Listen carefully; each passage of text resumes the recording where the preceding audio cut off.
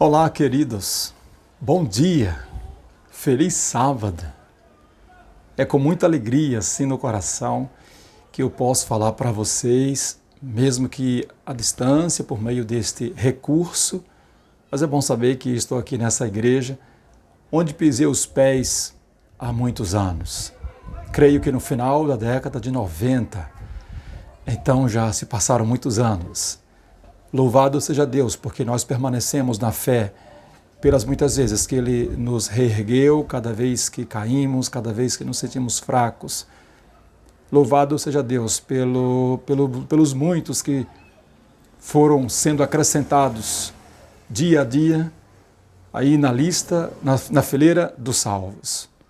Que o Senhor abençoe você, que o Senhor abençoe a sua casa, que o Senhor abençoe a sua fé para que ela não desfaleça. Que você seja um vitorioso e uma vitoriosa no nome de Jesus Cristo. Hoje quero compartilhar com vocês uma mensagem da Palavra de Deus que traz muita esperança para o nosso coração. Quero falar sobre o vaso na mão do oleiro que se quebra. Vamos abordar o problema da apostasia, mas logicamente vamos falar do poder de Deus para a restauração de vidas que são despedaçadas, mas que podem ser refeitas pelo poder do Senhor. Quero convidar você para fazermos uma oração e a gente vai abrir a palavra do Senhor e meditar nela. Querido Pai que estás nos céus, louvado seja o teu nome, Senhor. Agradecemos o privilégio de estarmos em mais um sábado em tua presença, na casa do Senhor, e te agradecemos pelo poder da tua palavra. Pedimos que ela hoje, uma vez mais, opere com seu poder de transformar corações, de purificar-nos, de repreender-nos, corrigir-nos, ensinar-nos e de educar-nos na justiça para que sejamos perfeitamente habilitados para toda a boa obra. Pai Celeste, ilumina nosso coração, nos dá a capacidade de entender as coisas do Espírito de Deus nesta hora. Nós te rogamos em nome de Jesus. Amém. Queridos, o texto para a mensagem de hoje está no livro do profeta Jeremias, capítulo 18, é um texto conhecido da grande maioria da igreja dos presentes. Para você que ainda não é membro da igreja adventista, que está frequentando a gente aí há alguns dias, para você que veio hoje pela primeira vez, seja muito bem-vindo, que o Senhor abençoe você, saiba que foi Deus quem te trouxe aqui. E é Ele que está operando pela tua salvação. Livro de Jeremias, capítulo 18, é o texto para a nossa reflexão de hoje. Vamos ler dos versos 1 ao 12. Palavra do Senhor que veio a Jeremias, dizendo: Dispõe-te e desce à casa do oleiro, e lá ouvirás as minhas palavras. Desci à casa do oleiro, e eis que ele estava entregue à sua obra sobre as rodas. Como o vaso que o oleiro fazia de barro se lhe estragou na mão, tornou a fazer dele outro vaso, segundo bem lhe pareceu. Então veio a mim a palavra do Senhor: Não poderei eu fazer de vós como fez este oleiro, ó casa de Israel? Diz o Senhor. Eis que como o barro na mão do oleiro, assim sois vós na minha mão, ó casa de Israel. No momento em que eu falar acerca de uma nação ou de um reino para o arrancar, derribar e destruir, se tal nação se converter da maldade contra a qual eu falei, também eu me arrependerei do mal que pensava fazer-lhe. E no momento em que eu falar acerca de uma nação ou de um reino para o edificar e plantar, se ele fizer o que é mal perante mim e não der ouvidos à minha voz, então me arrependerei do bem que houvera dito dito lhe faria. Ora, pois, fala agora aos homens de Judá e aos moradores de Jerusalém, dizendo: Assim diz o Senhor: Eis que estou forjando mal e formo um plano contra vós outros. Convertei-vos, pois, agora, cada um do seu mau proceder, e emendai os vossos caminhos e as vossas ações. Mas eles dizem: Não há esperança, porque andaremos consoante os nossos projetos, e cada um fará segundo a dureza do seu coração maligno. Essas palavras são ditas ao profeta Jeremias, vocês sabem, dentro daquele contexto de ampla apostasia na nação israelita. Era um tempo de apostasia sem precedentes. Chegou ao ponto culminante da história de decadência moral e espiritual da nação israelita. A Bíblia apresenta, especialmente aqui no livro de Jeremias, casos, registros de idolatria, roubo, profanação do sábado, adultério e um verdadeiro afastamento de Deus, que na verdade vai acabar sendo a causa de todos os outros pecados. E tudo isso sendo praticado pela Igreja de Deus, que foi chamada para ser santa. Portanto, era uma realidade de muita dor ao coração do Pai. A nação israelita se tornou imprestável. No capítulo 14, nós temos uma outra parábola. Deus ordena que Jeremias pegue um cinto de tecido, coloque sobre sua cintura e depois coloque o cinto lá num local, numa fenda, coberto com a terra. E ordena que ele volte um tempo depois. E quando ele volta, como se é de imaginar, o tecido que recebeu a chuva, o vento, se decompõe, está naquele estado de decomposição. Não dava para outra vez utilizar como um cinto. E Deus então diz que ali era a realidade de Israel. Era uma nação imprestável, se tornara uma nação imprestável em um quadro irreversível. Então, nessa circunstância, veio a palavra do Senhor a Jeremias. Ela é ouro nos momentos da crise. Se a palavra de Deus tiver que vir em apenas um momento da vida, que ela venha nos momentos da crise e da escuridão, porque ela tem a saída e ela tem a luz, ela tem a solução. E o que disse a palavra do Senhor naquele episódio, naquele contexto que nós acabamos de ver aqui? Revela que Deus tem poder. Deus tem poder, primeiro, para restaurar a nação do ponto de vista político e econômico. E Deus tem poder de restaurar a fé, os sonhos e a esperança dos jovens. A mensagem também diz que a nação israelita está nas mãos de Deus. Esta é a mensagem. Esta foi a palavra que Deus trouxe para Jeremias. Deus pode restaurar.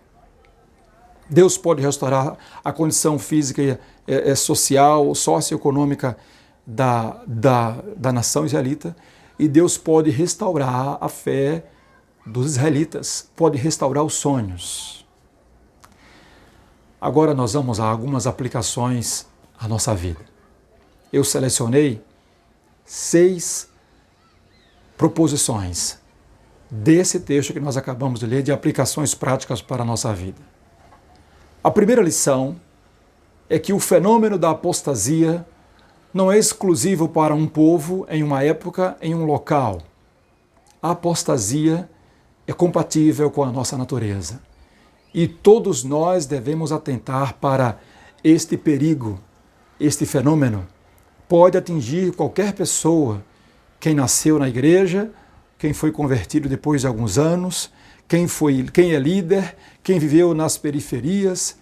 Qualquer pessoa pode ser atingida por esse fenômeno que, como disse, é compatível com a nossa natureza carnal. Existem pelo menos 4 formas de acontecer a apostasia. Primeiro, é o abandono geral, abandona a igreja e cai no mundo, no vício, no crime, nas depravações, nas promiscuidades. A pessoa volta a viver como um ímpio, como um perverso. Isso acontece. Um dia foi membro da igreja e hoje está formando uma quadrilha, faz parte de uma quadrilha, roubando, está na prática da feitiçaria, da maçonaria, com todo respeito a alguém que porventura seja um adepto dessas convicções, dessas filosofias, mas são incompatíveis com a Bíblia e com a crença do cristianismo. A segunda forma de apostasia se dá com aqueles que abandonam a igreja, mas dizem, se iludem a si mesmos e dizem que não abandonou a Cristo. Eles dizem, eu não deixei Jesus, eu deixei a igreja.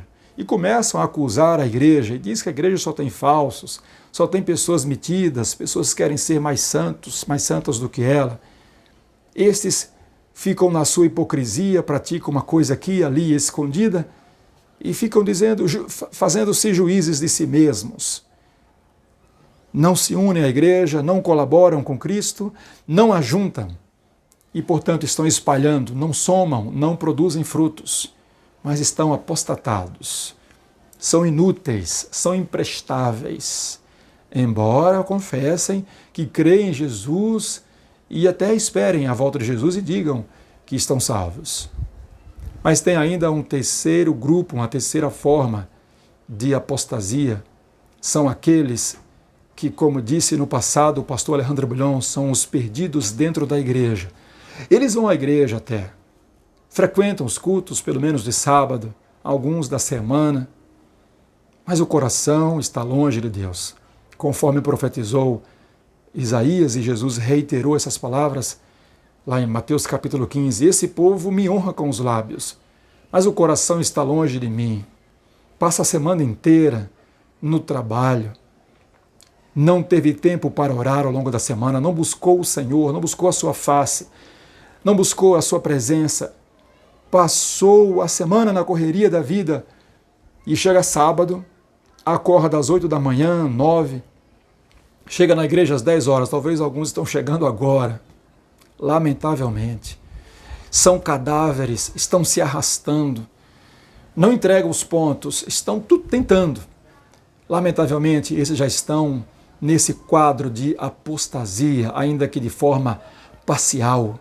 Não ama o Senhor, não é parceiro do Senhor, não faz parte do serviço da casa do Senhor, não cumpre a missão do Senhor. Lamentavelmente. Isso é muito comum à natureza humana, como eu disse. Agora tem um quarto tipo. Estes são com os quais eu tenho mais compaixão, mais atenção e quero que vocês atentem para eles. São aqueles que apostatam por terem caído em um pecado que consideram grave. Eles veem que se quebraram. Eles veem que estão despedaçados, caíram, não conseguem enxergar a graça de Deus, não conseguem imaginar que possam ser perdoados depois de fazerem o que fizeram. Tem vergonha da igreja, tem vergonha de contar para o povo, e se souber que o povo sabe o seu pecado, mais ainda. Está com o coração sangrando, está extremamente arrependido, chora amargamente, não dorme de noite, possui olheiras, está aqui na igreja hoje talvez, mas está com seu nome removido da lista de membros, porque cometeu adultério. Seu coração está como que sangrando. Estes correm o risco de abandonar a igreja, por achar que a igreja não é lugar mais para eles. Por achar que a igreja é lugar de pessoas que não cometem pecados. E já que ele cometeu, ali não é lugar para eles. Nessa hora eu quero me dirigir a você. A todos que estão apostatados, a todos que estão aí na igreja hoje, fica a advertência. Mas a vocês que parece que são também contemplados no caso do vaso aqui. Todos estes que estão de alguma forma em estado de apostasia, a mensagem do Senhor é: Deus tem poder de restaurar você. Observe um detalhe interessante. O versículo 4 diz que o vaso se quebrou enquanto estava nas mãos do oleiro. O que isso diz para você? Sim, que existem pessoas que podem cometer um pecado justamente no auge da fé, justamente quando estava participando daquela semana de oração, justamente quando estava participando de um grande programa de reavivamento, quando estava experimentando coisas maravilhosas, recebendo impressões do Espírito Santo, ouvindo a voz do Espírito Santo, e está buscando estar cheio do Espírito Santo, e caiu. Sim, eu conheço pastores que caíram no auge do seu ministério. Eu conheço anciãos que caíram quando estavam tendo o melhor tempo de consagração de sua vida. Sim, amados, sim, é possível, lamentavelmente é possível. A Bíblia diz, aquele que está em pé, cuide para que não caia. Cristo disse, o Espírito na verdade está pronto, mas a carne é fraca, precisamos reconhecer isso. E ao nosso redor, dia após dia, Deus se depara com o fato de pessoas que estão pregando, estão cantando, estão frequentando a igreja, mas na noite anterior cometeram roubo, cometeram adultério, cometeram, quem sabe, algum tipo de pecado. Caíram em uma dessas fraquezas da carne, mentiram, estão arrebentados. Sim, o vaso se quebra na mão do oleiro. Sim, o cristão comete um pecado, um ato falho, um grave pecado, se despedaça em um momento de loucura, mesmo quando ele está firme na fé. E nós devemos ser cuidadosos com essas pessoas. Não podemos julgar as pessoas apenas por um ato ou por dois atos isolados. O caráter dessas pessoas não está necessariamente relacionado com esses atos praticados.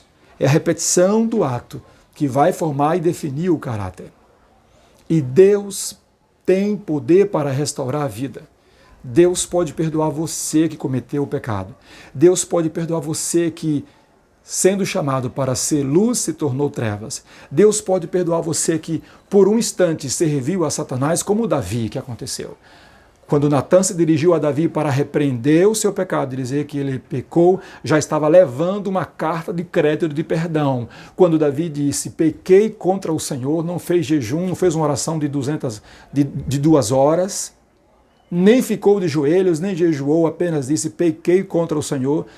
Natan trazia uma carta de crédito de perdão e declarou, também o Senhor já te perdoou. Aleluia! Deus já perdoou você que veio aqui hoje chorar na presença dele. Que veio aqui hoje dizer, Senhor, eu estou apostatado, eu caí, eu errei. Eu estou quebrado. Deus está aqui dizendo, você quebrou nas mãos dele. Ele tem poder de refazer você, juntar os pedaços, refazer a sua vida. Essa é a primeira lição que eu guardo desse texto. A apostasia faz parte da nossa vida, faz parte da caminhada cristã. E muitos dos que estão apostatados podem ser trazidos. Dos que abandonaram a igreja há 10, há 15 anos, há 20 anos, podem ser trazidos de volta, podem ser buscados na tarde de hoje. Vá em busca deles. Eu realizei o programa Roupão da Fé na cidade de Capim Grosso. E batizei várias pessoas que haviam abandonado a fé, dentre elas uma pessoa que estava fora da igreja há 40 anos. Eu o rebatizei. Que coisa maravilhosa. Hoje à tarde Deus vai levar você para um encontro com um desses irmãos que já faz 30 anos que está fora da igreja. Deus tem poder para restaurar essa fé e trazer de volta. Deus vai encontrar alguém da família sua que saiu da igreja, que até diz que não se afastou de Jesus, mas que está fora da igreja, mas que ele precisa saber que precisa fazer parte do corpo do qual Cristo é a cabeça. Deus tem poder e vai usar você hoje para encontrar alguém que está vivendo uma vida onde Deus está sendo colocado em último plano. O reino de Deus não está sendo colocado em primeiro lugar. Não está buscando o primeiro Deus. Você vai chamar essa pessoa com amor, a permitir que o Espírito Santo refaça a vida dela, refaça a sua agenda para que ela busque Deus nas primeiras horas do dia e coloque Deus em primeiro lugar e tome um tempo para buscar o Senhor. Viva na presença do Senhor e ande com o Senhor. E você vai também se deparar com alguém que está hoje aqui ou não está aqui, que está com vergonha de vir à igreja porque cometeu um ato de adultério, porque roubou, porque até cometeu um assassinato, alguma coisa do tipo. Vá dizer para essa pessoa, Deus tem você nas suas mãos. Você se quebrou nas mãos dele. E ele quer refazer você. Ele tem poder para restaurar sua vida. Essa é a palavra do Senhor para você. A segunda lição, e agora sendo mais breve nas outras partes, Deus sempre está em busca de uma solução para as pessoas desviadas. É Ele quem toma a iniciativa, é Ele que está enxergando os nossos passos. Ele vê os passos que eu e você estamos dando, Ele vê tudo o que nós estamos fazendo e Ele toma medidas, Ele envia mensageiros, Ele envia pessoas. Enquanto houver um Jeremias para dizer, eu posso ir pelo Senhor, Deus vai enviar, vai ter a vontade de Deus sendo revelada, anunciada para as pessoas que estão na falta, no pecado. Deus é quem tem interesse em salvar você, em restaurar a sua vida. A terceira lição é que a palavra de Deus é sempre a primeira ferramenta que Ele vai ter nas suas mãos para começar a sua obra de reforma na minha vida e na sua vida. Quando for visitar alguém, leve a palavra do tipo, filho, os teus pecados estão perdoados, Marcos 5. Leve a palavra, eu também não te condeno, vai e não peques mais. Leve a palavra, venham a mim os que estáis cansados, os que estão cansados e sobrecarregados, e eu lhes darei alívio, descanso para a alma. Leve a palavra, buscai o Senhor enquanto se pode achar, invocai enquanto está perto. Deus dará a palavra para você. Leve a palavra, Deus pode restaurar a sua vida. Leve a palavra de Jeremias 18 para essas pessoas. A quarta lição que nós tiramos: Deus não retira os seus olhos da igreja. Ele está em concentração máxima. O verso 3, você pode olhar aí. Veja que o profeta vai e observa que o oleiro está entregue à sua obra, ou seja, está debruçado, está concentrado, não olhou para o lado, não viu quem chegou. Ele está tão concentrado vendo os movimentos, vendo ali que a peça é vulnerável naquele movimento da roda. Nesse mundo agitado, de muitas turbulências, a igreja de Deus é chacoalhada, é sacudida, está prestes a cair, mas não vai cair. O olhar de Deus está sobre ela. Fraca e defeituosa como possa parecer, a igreja de Deus é o único objeto na terra que Ele dedica, que é o objeto de sua suprema atenção. É o cenário de sua graça. Deus está olhando para a sua igreja, Ele está acompanhando cada passo da minha vida, da sua vida, da sua igreja, da sua congregação e da sua igreja em toda a terra. Ele está concentrado, está entregue a ela. Ele só tem um olhar nessa terra para a igreja dele. Nós somos a menina de seus olhos. A quinta lição, Deus trabalha no campo mais íntimo de nossa existência, como o modelar de um vaso. Veja que Ele estava com as suas mãos ali, Ele suja as mãos, Ele se mistura com o barro, Ele se mistura conosco, Ele se faz um de nós como um modelador, Ele nos modela, Ele deixa suas impressões digitais em nós. O mundo precisa ver que Deus nos tocou, sabe? Você precisa se entregar a Deus, se submeter ao poder de Deus e ver como Deus pode fazer na sua vida e passar essa mensagem para os que estão aflitos, abatidos. Eu fui refeito. Olhe ao seu lado e veja com cuidado quantas vidas Deus já transformou. Foram destruídas, mas hoje estão erguidas. São troféus do seu amor e seu poder. Não duvide se alguém disser que transportou montanhas pela fé. Um poder assim Deus nos prometeu. Se você quiser, pode ser seu. Cante comigo aí.